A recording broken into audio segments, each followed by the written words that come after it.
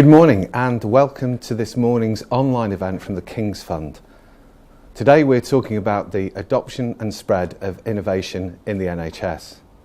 My name's Mike Hannay. I'm the Chairman of the Academic Health Science Network and Managing Director of the East Midlands AHSN.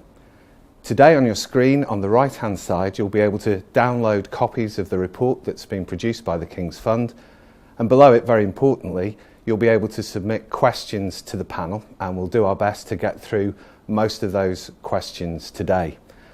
We've been delighted to be involved in this report with the King's Fund. The AHSNs were established in 2013 with the aim of bringing together industry, NHS, academia, the third sector and social care to improve clinical outcomes, deliver better patient experiences, drive down the cost of care for the NHS, and through that, create wealth for our economy. I'm delighted to be joined today by Liz Meir, Chief Executive Officer from the Innovation Exchange in the North West, Tara Donnelly, Chief Executive Officer from the Health Innovation Network based in South London, and Ben Collins, the author of the report for the King's Fund. So perhaps, Ben, I can start off with you and ask you to tell us about the type of innovations you've included in the report. Well, the good news, I think, is that entrepreneurship really is alive and well in the NHS. Some people occasionally question this, but I think I've got proof. If we look at my first slide, this is Kate Dale. She's a community psychiatric nurse in Yorkshire and Humber.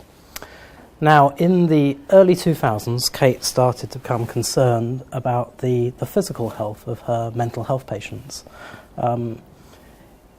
Many of her patients were walking around with diabetes, heart disease that hadn't been properly diagnosed. They weren't receiving any treatment. So Kate retrained. She learnt how to take blood, give lifestyle advice. She started running clinics for physical health for her mental health patients across the whole of the Yorkshire Dales. She wanted to systematise this, so she developed, and you can see it on the screen, a structured process for physical health checks for mental health patients, and she's now got that embedded in all of the big IT systems in the NHS, and physical health checks are happening for these patients across the whole of the system. Kate did that alongside a full day job as a community psychiatric nurse, carrying a full caseload, minimal additional resources and support. So entrepreneurship really is alive and well. This is what the report's all about. It's about entrepreneurs like Kate and what are often relatively simple, low-cost innovations, but innovations that are having a dramatic impact on people's lives. So if we take Kate's work, a person with severe anxiety and depression, thanks to these checks, had a thyroid test, a routine thyroid test for the first time. That revealed hyperthyroidism, and now somebody who could barely leave the house is living a happy and full life. Over in Bristol, an emergency medicine consultant, Emma Redfern, was really concerned about how her emergency department was coping during periods of overcrowding. She developed a checklist that ensures that staff do routine things like taking vital signs, checking for sepsis, checking for heart problems when people come into A&E. That might not sound so exciting, a checklist, but right now, today in the NHS, emergency departments are chaotic places. They're overcrowded, they're understaffed, they're staffed by locums who don't know the facility. People are on trolleys and people are in corners. And in these chaotic environments, vulnerable people get forgotten, and sometimes they've died. So when Emma started this work, her department had a series of significant untoward incidents, serious accidents. After the implementation of the checklist, they've had none. So simple innovations but dramatic impact. I'd like to just highlight what I think were really two interesting themes from the whole range of case studies that we looked at. The first is that so many of these case studies derive their impact from improving access and quality of care for vulnerable groups. So people with mental health problems, people with alcohol addiction, adolescent boys, people who, let's face it, public services have sometimes overlooked or underserved. Another really interesting feature of these innovations was that so many of the innovators were prepared to step outside the traditional role of their organisation. So a mental health nurse who's prepared to care about the physical health of her patients, physical health services who are willing to care about social isolation of older people. So if resources are really stretched, but if we want to have a dramatic impact, look at how we can help those underserved groups and be prepared to do things that are not your organisation's core responsibility. Be prepared to take a broad view of your remit in the world. Now this is an Alive call. Liz's agency have been spreading these Alive calls across the northwest coast. It's a simple device that allows you to quickly take somebody's heartbeat and detect unusual, irregular heart flutter. So this is an opportunity to diagnose people who have a heart problem and give them treatment before they have a stroke. Now the fire service is now taking these round when they're doing home visits, and they're checking people's heart rate when they're checking the fire alarms. This isn't their job, but it shows a really interesting evolution. The fire service started out off putting out fires, now they're preventing fires, and now they're doing a range of things to make their communities better. If they can do it, I think health and social care can too. That's great. Thanks very much for that, Ben. These are really fantastic and in many cases simple innovations. So why does it seem so hard to spread these innovations across the NHS? So here's the thing, I think they really are, for the most part, relatively simple innovations. I couldn't have done them, but they are relatively simple innovations. But they fit within hugely complicated services and hugely complex systems. So over in your area, a really talented hepatologist, Neil Guha, has led the way in early diagnosis of people with liver disease. Problem here is that around 15,000 people die every year from liver disease. Almost all of those deaths could have been prevented. The issue is that a good 50% of those patients get their first diagnosis of liver disease when they arrive in accident and emergency with jaundice or a GI bleed, and at that point there isn't a huge amount that can be done. So if we go to our next slide, Neil had this wonderful piece of kit in his hospital outpatients clinic. It's called a fibroscanner, and it's an adapted ultrasound scanner. It sends a wave across your liver and tells you whether there's any scarring. It can diagnose liver disease much faster, much more easily, and at a lower cost than a traditional biopsy. The problem was that it was in the wrong place. It was being used for patients with severe disease, not being used to diagnose new patients at an earlier stage. So Neil started to work with his local GPs. They identified the patients in the GP's populations at the highest risk. They used the fibroscanner in the GP clinics to test their livers. And overnight, in a flash, they had doubled the number of patients diagnosed with chronic liver disease. That's fantastic. But Neil and his team in the hospital had no way of coping with a 100% increase in demand for their service. So they had to retrain the GPs. They redesigned the pathway. They worked with the GPs so that the GPs could do the initial testing, so that the GPs could treat a larger number of patients in the community, and so that the hospital could focus on this core group of people with the most serious problems. But this throws up new problems as well, and new challenges as well. If you're going to diagnose people at an earlier stage, you need to have solutions for them. You need to be able to help them. So they needed to look much more carefully at the quality and the type of the services for prevention and lifestyle change. This was a really common pattern across pretty much all of the case studies I looked at, a new technology supports earlier diagnosis, and then it triggers a domino effect of changes to a range of services. So increasing volumes, changes to staff roles and often patient roles, new services to address the new problems that have been uncovered. As we roll these services out, these innovations out onto new sites, it raises new problems, new learning that can then be fed back to the original sites. This, for me, is really the heart of the issue of why it's so difficult to spread these innovations. If we say compare the NHS to some other industries, when McDonald's started to spread out to roll out its restaurants across the US, it prefabricated the restaurants. It put whole walls and chunks of roofs onto trucks and drove them out to greenfield sites and bolted them together.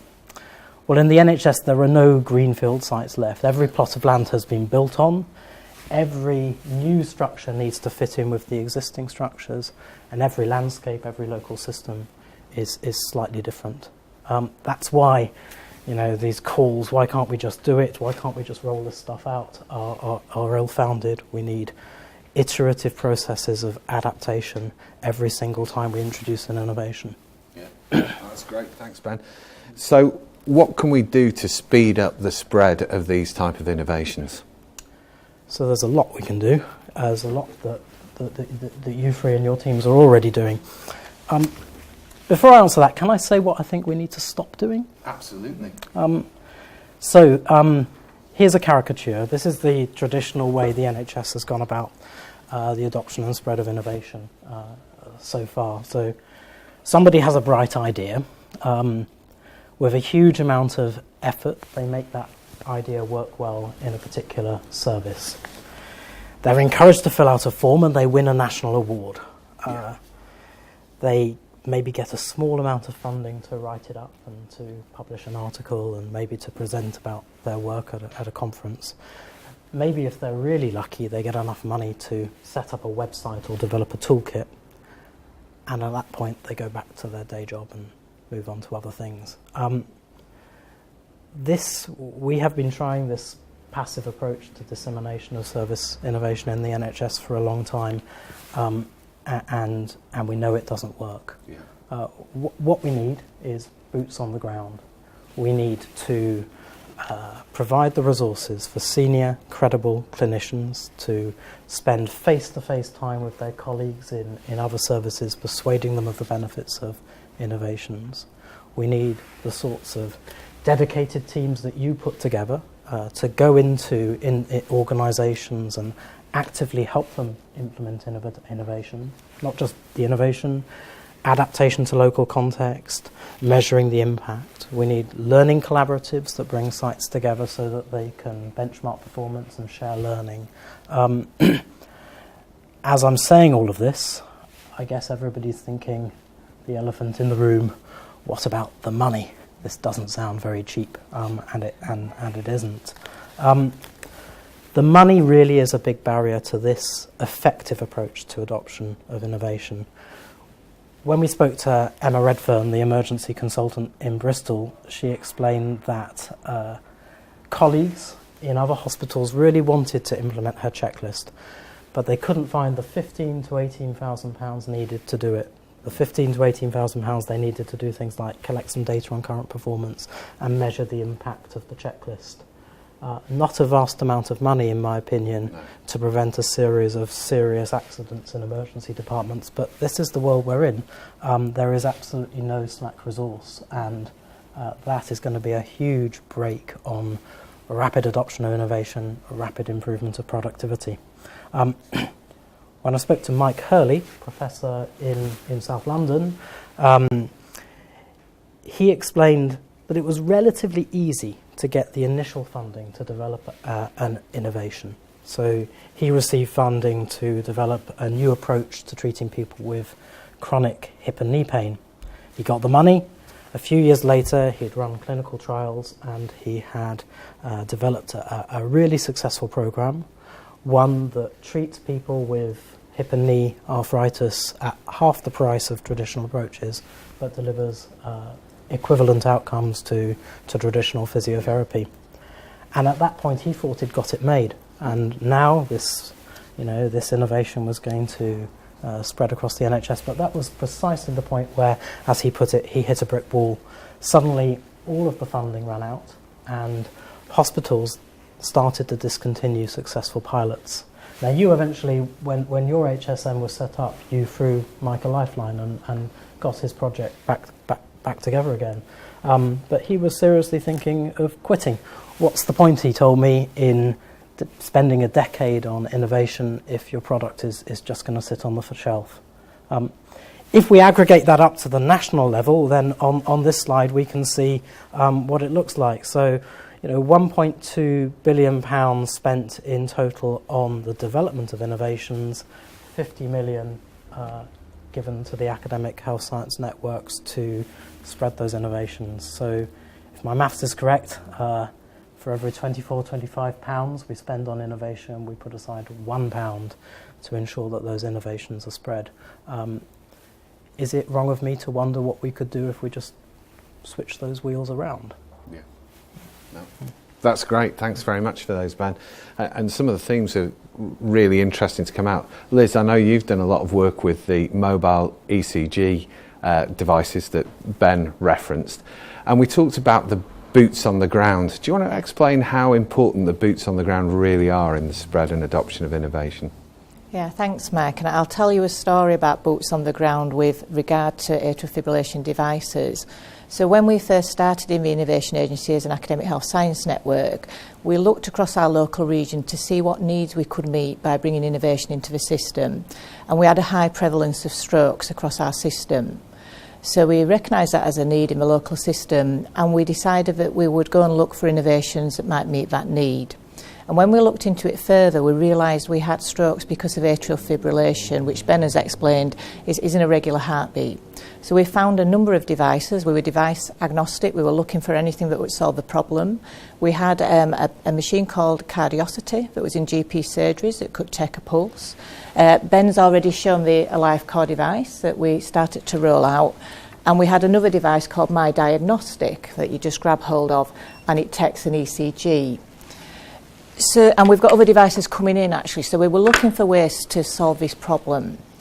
So we went out to our sports clubs because we thought that's where we'll get people of the age and families together to have their heart rates tested. Our acute hospitals fielded nurses to us, and we started some campaigns for testing right across the region. So we're supported by Everton, Liverpool, Blackburn, Preston, places people went, family football clubs that were supporters. So we tested lots of pulses, and we actually thought that was really good. Job done. We identified the people who had atrial fibrillation and asked them to go and see the GPs. So most of them went off to the GPs, but actually some of the GPs didn't really know how to treat atrial fibrillation. So we had people coming back to us saying, you found a problem with me, I'm now really worried, but my GP doesn't know what to do. And some were great at treating it, it was just a small proportion. So we started to run education sessions for GPs. We brought some expert GPs in to talk to them about how to anticoagulate. One of our partner HSNs were running a campaign called Don't Wait to Anticoagulate, the West of England, and we brought that campaign across to our AHSN. We then realised actually that we needed to do a bit more. Opportunistic testing wasn't the be-all and end-all for detecting these atrial fibrillations. So we started to buy the products in and roll them out to a wider cohort of GP surgeries. So when people went into the surgery, they could have an atrial fibrillation test. We then realised that actually we were only getting a small proportion of the population. So we started to train up people, RAF ambassadors, there might be pharmacists, there might be people in hospitals. Ben's talked about firefighters who could take an atrial fibrillation check using a device at a certain point in time. Now we've already talked about money. All this was costing quite a lot of money. We didn't have a lot of funding, so we then went out and a range of partners gave us some money to put a project manager in place to run this right across the region. As GPs and other professionals started getting interested, we realised we needed a collaboration to start driving this across the region. And we had things that were going on, such as blood pressure checks that our GPs were rolling out. So we pulled a collaboration of people that had a shared interest. So you could have an AF test, you could have a blood pressure test, and you got a wrap-round service around your health needs. So this was all going on. Partner HSNs were getting very interested. Greater Manchester produced a dashboard, so all the HSNs could look across their region to see which GPs were detecting atrial fibrillation. And we also had the North East produced a guide for GPs about how to anticoagulate. So the 15 HSNs decided that we would like to do this across England. We then started to get interest from national commissioners, and they've been backing this. One of the devices via LifeCore is on the Innovation and Technology Tariff Programme, so NHS England are funding them. So we were pump prime funding them, we then part funded them, they're now fully funded through one of our national programmes. So the end result of all this, and all this boots on the ground work, people getting out there, tailoring the innovation to the local need, has meant that we've tested an extra 80,000 for 80,000 atrial fibrillations that we wouldn't have done. We think we've prevented around about 300 strokes occurring, and coming back to your point about economic growth and creating wealth, we think that saved the system round about £300 million. And because we use nice calculations to look at the economic analysis, and obviously the companies who deploy the devices are growing in size. So we've got that nice working relationship with industry that supports these products going into practice. That's great. Thanks very much, Liz. A really nice case study. Ben also mentioned the escape pain and some of the challenges that Mike Hurley was seeing with the funding crisis. But there are some other challenges that we've seen in that case study, and one of those is some of the perverse incentives. Do you want to just talk a little bit about that, Tara? Sure, and it's a very real issue. So escape pain, as Ben's highlighted, is a very evidence-based innovation, one of the strongest evidence bases that we've got for a programme that helps people with chronic joint pain. It improves pain, increases mobility, and it also improves mental health scores quite significantly, as well as saving lots of clinical time and a good bit of NHS resources. But despite that, one of the issues that we have is that we sometimes have successful programmes running in a locality, and they're actually halted because of reasons like the first to follow-up ratio issue, that they fall outside of that band. Now, first to follow-up rates are not evidence-based at all. They're about taking cost out in the short term. And I think we do have to have a longer-term view at this. We know that joint pain is about a day a week of a GP's workload, and that it's increasing as medicine successfully keeps us all alive for much longer. So we do need much more sustainable ways of helping people. In many cases, when people go to a gym to participate in this programme with a community of people who also have that condition, it might be the first time they've ever gone to a gym, and we know they keep going because the results have been monitored, and certainly at the 2.5 years later point the results are still constant. So it's an important issue to think longer term, I think. But I do think there are a number of things we can do. I think AHSNs are really very well placed to help lobby and influence policy levers so that they're in suitable places. Liz mentioned just now the Innovation and Technology Tariff. That's been very helpful in other cases. So there's a fantastic digital tool called MyCOPD, developed in Portsmouth, that got local support from its local AHSN, which in this case is Wessex, subsequently supported by all 15, and then in April of this year joined the Innovation and Technology Tariff, which effectively means it's free for eligible patients in a CCG population. We've seen incredible speed of growth with that product. We've now got 52,000 people in this country who have what is a chronic and progressive lung disease, which responds really very well to self-management techniques, using that regularly. So I think that's a way, and I completely agree with Ben's analysis that policy levers are definitely not sufficient, but they are helpful when cost is the barrier to providers in what we've described already as a very cash-strapped NHS system. I think AHSNs are also well placed in our honest broker role. We're neither a provider nor a commissioner. We work very even-handedly, I think, with industry, voluntary sector, academia and parts of the NHS equally. And that can enable new partnerships to form. So one of the great recent developments on escape pain is moving it into the community settings, so into church halls, places of worships, football clubs and so on, and through partnering with AHSN, so in Liz's region we've seen great growth recently in escape pain, which is fantastic. So we started this year with 31 sites nationally. We'll end it with at least double that. We're at 62 at the moment.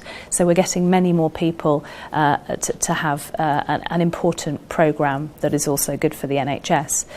And then finally, I think we have learned a great deal, I think, in our first 5 years in operation, and I think that gives us a real responsibility to try and use that knowledge, and Ben has added to it in his excellent report, I think, to use that knowledge for good, to try and help make sure that NHS policy aligns best with how we can spread these important innovations, and with emerging accountable care systems, try to build in the conditions that we know support the innovators that we hear who've struggled, frankly, to get as far as they have, to make it easier for the next lot of innovators to more successfully create real spread across the NHS and to the residents of this country, because as Ben started with, we are not short of entrepreneurial spirit. What we have been less good has been systematically getting that in front of a lot of people, and I think that's one of our challenges looking forwards.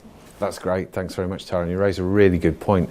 We've learnt a huge amount in the first 5 years of our licence period, and I'd be really interested to hear from you and Liz about how we're going to build on that in the next 5 years of our licence period. Liz, do you want to start? Yes, so I think, as you said, Mike, we have learnt a huge amount, and the learning for me has been that any innovation has got to meet local need. So if we don't match the innovations that are coming into us, and there are a lot of them, to the local need, and get that pull from the system, we're not going to be able to deploy them effectively. And that doesn't mean that if an innovation comes into an HSN, we would send it away and say, you're not meeting our local need. We're a network of 15, so we can work across the 15 to match innovations to the needs of residents. We've talked a little bit about the national support for local innovation, and that is really important. If we can get those national commissioning levers aligned behind innovation that supports local residents, then we've got a good chance of putting innovation into practice, and that's what we're going to be doing over the next 5 years. Thanks, Liz. Tara? I think it's really impressive that each of the 15 AHSNs has now some really terrific examples of innovations that are working well, and I think the next stage is us sharing that more systematically. Liz has referenced the fact that we all work together really effectively on AF and have achieved results I think we all feel is much more than the sum of our parts. Yes. So looking at more sharing between AHSNs of nice established innovations and the lessons we've learned about what you need to do locally to try and speed up adoption. I also think that it's really encouraging that a different part of government, the Office for Life Sciences, has recently decided to invest in AHSNs. So their responsibility is much more around innovation and UK PLC, but they've seen that the work that we do helps drive that. So it's the first time that we as NHS agencies have had resource from a different part of government than the NHS to support NHS activity. So I think that's really encouraging. Yeah, that's a great encouragement for the next 5 years, isn't it? I'm now going to go to some of the questions that are coming in online, and please do keep submitting the questions. First one I've got here is, do you think there's a need for a central location online where innovation ideas which are proven to improve care are shared? Liz, do you want to start with that? Yeah, I'll start with that, Matt, because Tara's just talked about the funding we're getting from the Office for Life Sciences, and that's to fund something called innovation exchanges. So again, they're linked to a local innovation exchange in each region where you can go as an innovator and have your products looked at by the HSN, linked to clinicians, health economics support. But we're hoping behind that we'll have a central portal so that you can come into one point of access to HSNs as well as to your local HSN through their portal if they have one, and we will make the system navigation a lot easier by having that central system.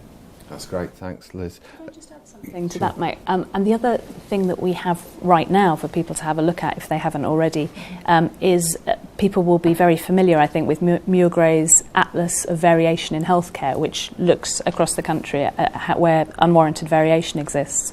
So the HSN's got together a couple of years ago and started thinking about how we could have an atlas of solutions. Yes. The kind of examples that have been well worked up that other people could have a look at, and importantly meet an evidence bar around the results. So they are truly candidates for spread. And an important aspect of it is that people who are named are agreeing to help others implement that innovation in their patch. So we started relatively small. We all submitted, I think, our best candidates for spread. But in the year of the NHS's 70th birthday, it's great that we've now got 74 different innovations on there to help people. And that can be found on the AHSN Network website. If you just look for the atlas there, it's www.ahsnnetwork.com. Well remembered, Tara. Ben, did you? Just a word of caution. Yes, we need these mechanisms to share good ideas, and we need the people that we're trying to share them with to have some time to reach out and find out about them. But I don't think that can be a substitute for face-to-face contact. We need clinicians to connect face-to-face and persuade people of their innovations. Absolutely. It's only an element in the programme, isn't it? We've got another question that's come through about patients, carers and the public, and they can be critical in successful delivery of the adoption and spread of innovations. In terms of patient and public involvement, how can the AHSNs help to deliver that? Start with Tara. Well, one of the examples in Ben's report is a story that's worked very well. I mean, not all of the innovators struggled as much as each other, and the chat health example comes to mind because so chat health, put simply, was developed by school nurses to reach teenagers better through a medium that the audience would best use. And I think the reason that was so successful, apart from the fact it was kind of supported at each stage by an AHSN, was that it was very much user-led design. So the idea came from the clinicians who are working in the field, and it was designed very closely with the teenagers to make sure it was something that was fit for their needs, and the take-up has been terrific. So I think there's a message within that, isn't there, about at your peril, do you develop a solution for a group of people without them leading that process? Yeah, absolutely. Liz? Yeah, I think all HSNs have strong PPI involvement and networks, and on any topic that they're rolling out would work with patients and the public and with charities who have a large resident and patient resource to make sure that we tailor the product to their needs. It's about pull into the system and the pull from people to want to use some of the innovations we're rolling out. So I think Tara's example is a really good one, and we all try and do that in our local work. Right. Ben, Tara mentioned chat health. Are there any key elements you'd like to pull out from that? It's a wonderful innovation. Jimmy Endicott, the person in the community trust who drove this, is a really fantastic entrepreneur. Chat health was remarkable in that they went from developing an idea to developing a product to rolling it out across the NHS in a couple of years. And almost everybody else I looked at took a decade or more. The reasons, as you said, support at every stage, support for the entrepreneurs, rapid support for developing a business case, small amounts of funding to get the thing going, and then moving quickly on to support for adoption and spread. I didn't talk about it in my introduction, but the attitude of local leaders within NHS organisations is critical in all of this. Jimmy described working with a chief executive who had a track record in innovation, spent time supporting innovation within the trust, encouraged staff in the search for ideas and connecting with other organisations. Others described local leaders who were nervous of innovation, wanted an incredibly high burden standard of proof before they would contemplate an innovation, and in one interview his words would frankly much prefer them to stick to the day job. So we need to ensure that leaders across the NHS see innovation as the solution to our problems. Absolutely. That's great, thanks Ben. And perhaps I could build on that. There's a question that's come in about entrepreneurship and the statement that it's a term we don't really use it or even think about much in the NHS. How can we change that? Well, it might not be a term that we think about in the NHS, but I do think that the spirit of entrepreneurship is alive. I'm an economist by background, and when I started working in the NHS, the economist's vision of this is to say, where are the financial incentives to innovate? Of course we're struggling with innovation if people can't become millionaires when they develop a new product or application. My experience with these interviews is that the intrinsic motivation to improve service is incredibly strong. Entrepreneurship is alive, but it's often stifled because there are frankly many barriers in these people's paths. Absolutely. Liz, do you want to comment on that and how we can support entrepreneurs with the innovation pathway? Yeah, so I think I'd agree with Ben that entrepreneurship is very much alive. Sometimes systems make it difficult for people to work on innovative products and ways of working. We HSNs have an innovation pathway that can support entrepreneurs who maybe have products, support you in a range of different ways. And there are also some national schemes. So we've got the Clinical Entrepreneurship Scheme that's got over 200 people registered on it. That's helping them to stay in the NHS and roll out innovations. We have a lot of different schemes across HSN, sort of commissioning for evidence and innovation. A lot of us run innovation scouts and entrepreneurship programs where people in local NHS and social care organisations really want to make a difference by applying innovation. We can train them, give them support, build up a network so that we start to make sure that innovation thrives within our organisations. And that's just a few examples. There's lots going on where we can encourage people and help them just to get their head above the parapet because the day jobs are so difficult. Absolutely. Tara, would you? So I've worked in the NHS for 30 years now, and I have had the pleasure to work with some of the most entrepreneurial, innovative and creative individuals you could care to meet. So I get a bit cross sometimes when people say, there's a kind of lazy expression that you do sometimes get about people saying, staff in the NHS are not innovative. The absolute opposite has been my experience. So maybe we should use the word entrepreneurial a bit more. Yeah. Just looking at it from the other end, questions come in from the medical technology, which is there anything that medical technology companies producing innovative devices can do at their end to accelerate the uptake and spread of innovation? Liz? I think this is making sure the technologies meet a need. So if there's a local need, there's a need from residents and patients, then it's a lot easier to match the technology to the need in the system because people can see the need for the innovation. As we've just talked about, people in the NHS are innovative and want to deploy things that will support their patients and residents to live a healthy life. So I think it's matching the need.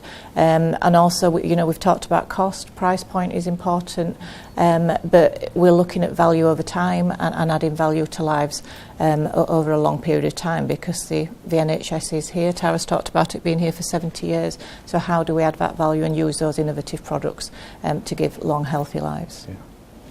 So I think Liz is absolutely right. We, with medtech and digital solutions, we do sometimes see products that are answering a problem that clinicians don't recognise. So the earlier involvement of that is really good. The products that do best, I think, are from suppliers who realise that their job is not just to provide a device and walk away, that they actually help get involved in some of the areas that Ben's referenced around uptake locally, and they take that really very seriously. They don't kind of see it as an add-on that they're a bit resentful about. They see it absolutely as part of the package, and in those cases we see products really fly. So I think that would be what I would encourage people in med tech industry to think a bit more about. That's great. Ben, any views from you? I think you've said it. Co-design from the start and support for implementation adaptation. This is where big IT systems, I think, have gone wrong in the NHS over the last few years. We don't need plug and play. We need adaptation. Yeah, absolutely. Maybe one we can start off with you, Ben. So how can accountable care systems and other population health approaches support innovators?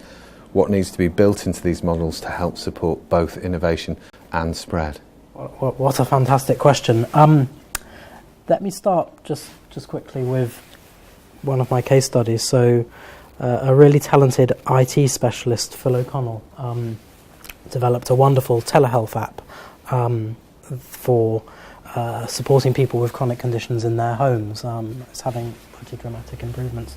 And he described to me the differences between supporting adoption and spread of this innovation within the NHS versus taking it to New Zealand, Australia, the United States and spreading it there.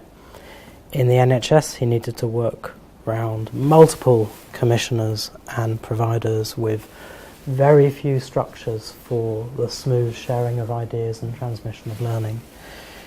In the US, when he talked to the Veterans Association, he was able to harness a whole infrastructure within a large hospital and primary care system to transmit his technology very fast. We have astonishingly fragmented structures that we've developed in the NHS over the last few decades, and these are a real barrier. They're really holding things back. Some of the particular problems we're facing are the role of commissioning. Commissioning, when it operates as a remote tier of hierarchy, preventing innovators getting to providers. The fact that we have both geographic silos, services separated geographically, and organisational service silos with primary care and community services and mental health and acute care all operating on their own, these are huge barriers to transmission of learning. Accountable care, in theory, provides us an opportunity to fix a huge amount of those problems. It could allow us to take away the perverse incentives that unusual financing schemes have created, take away commissioning and bureaucratic contracting as an obstacle.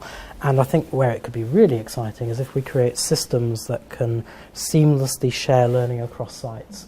You're doing that already through learning collaboratives, but my sense is it could be a lot more systematic. Yeah. I think that's absolutely right. I think where we've had either an STP, so a Sustainability and Transformation Partnership, patch-based approach to something, we can really help. That it just makes it so much easier to kind of help a collaborative of organisations do one thing at scale.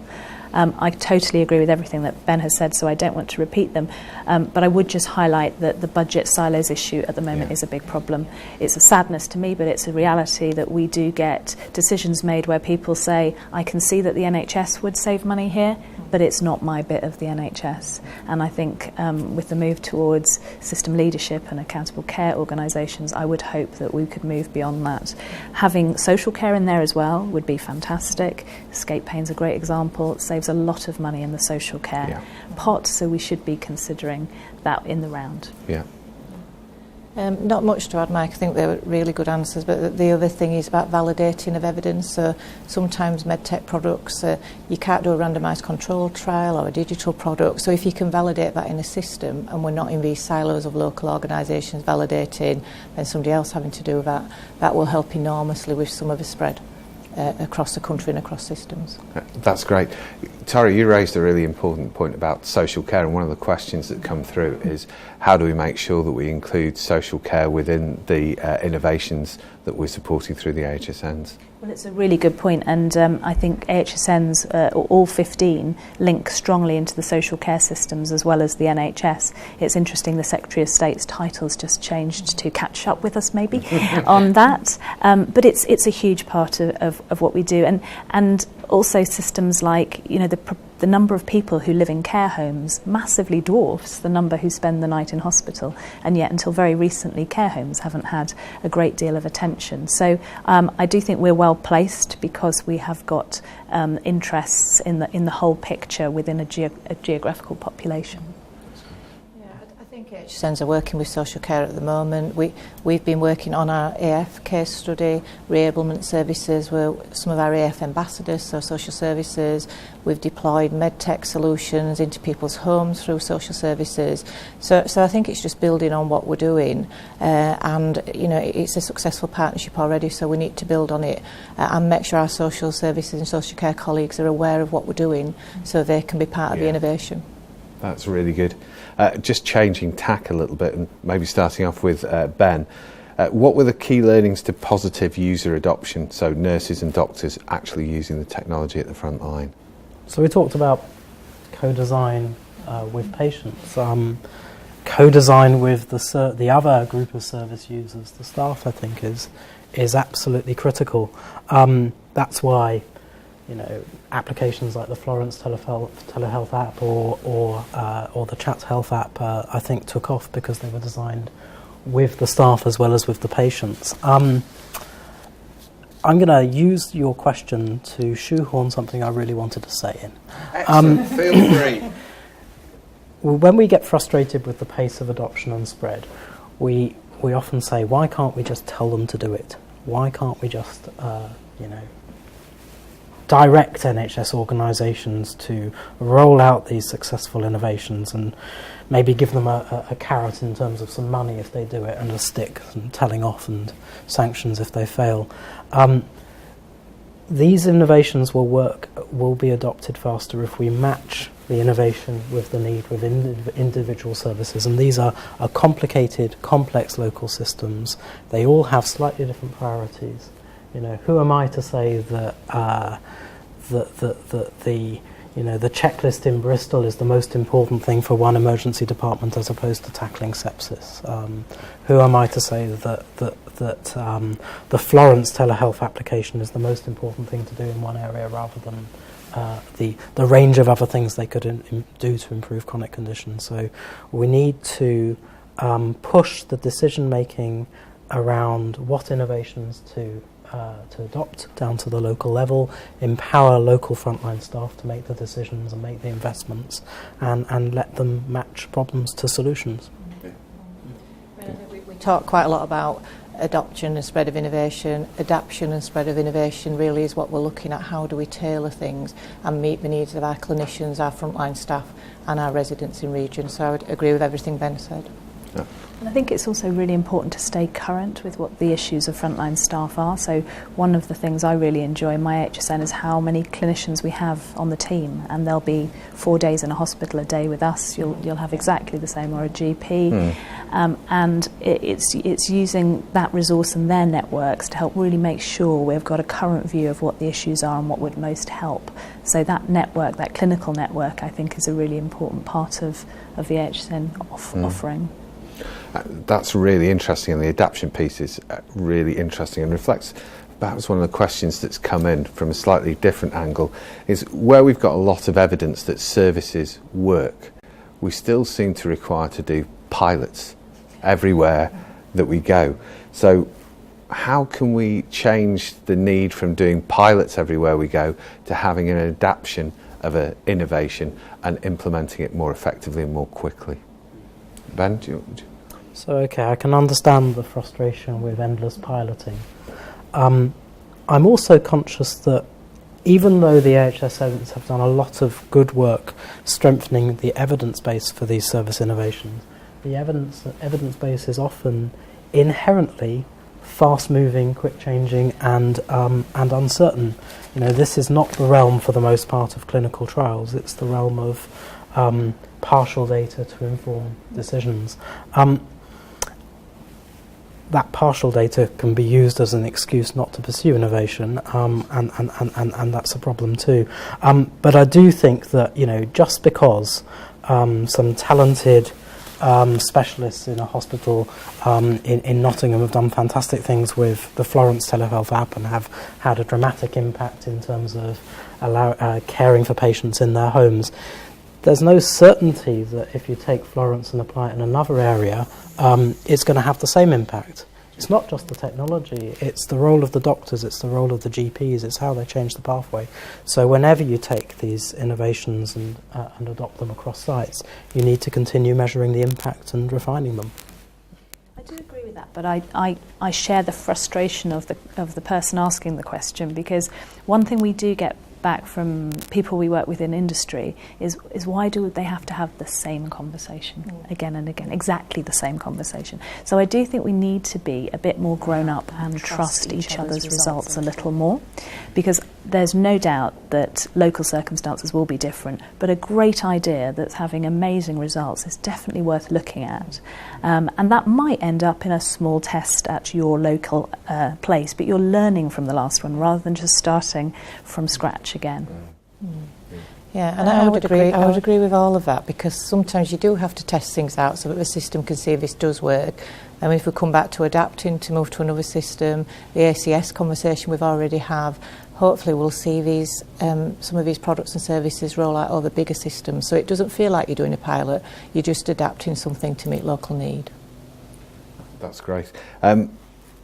One good question in here that I love, because I come from an industry working in research and development where most things fail. And a step change was moving from 98% failure to 96% failure, which is a bit of a contrast.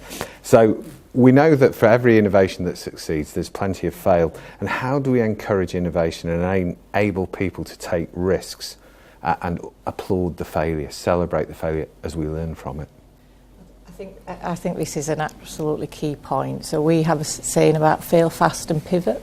So it's not, we find it difficult in an NHS culture to fail, but innovation by its nature is new. We're trying something. So actually the key is to evaluate, monitor as you're going along. If something is going to fail and it can't be adapted, it can't just be tweaked, then stop it and move on to the next thing that will support the residents or the patients or the staff that you're trying to work with. So I think we'll all have seen that in our HSNs. We monitor projects very closely. We work with the organisations we're engaged with, so that if something does look like it's not going to work, just stop it actually, and then learn the lessons. So maybe either write up, share that, don't be embarrassed about it, learn the lessons for the next time you're applying innovation. So it's a whole culture shift for us, because it does feel very difficult to fail in the NHS, and we have reports with seas of greens and ambers and reds as we rag rate things. But a failure on innovation is a different sort of failure. You're trying something new, you're trying to make lives better, so move on to the next thing and learn the lessons. Ben, would you like to comment on that? I agree with Liz. My colleague Michael West did a fascinating study. He read the board papers of around 200 NHS trusts for a couple of years. It was a scintillating experience, he told me. It's interesting to see how the top of the office in NHS organisations are spending their time together. Not a lot of that time is spent discussing innovation.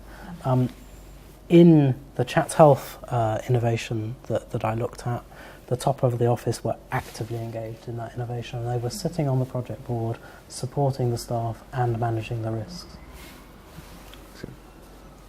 I think we said it all. Yeah. That's great. Thanks very much for those answers. That was really good. I know we're running close to time. It would be really good to get one key reflection from each of you on our discussion today. And maybe I'll start with Ben. I just wanted to reiterate how much I enjoyed doing the research and talking to these entrepreneurs. It was an uplifting experience. I think we know a huge amount about what to do. We just need to do more about it. Accountable care is a really exciting opportunity to dismantle the various barriers we've put in these people's paths. I'm just hugely encouraged by how much interest and debate this topic is generating.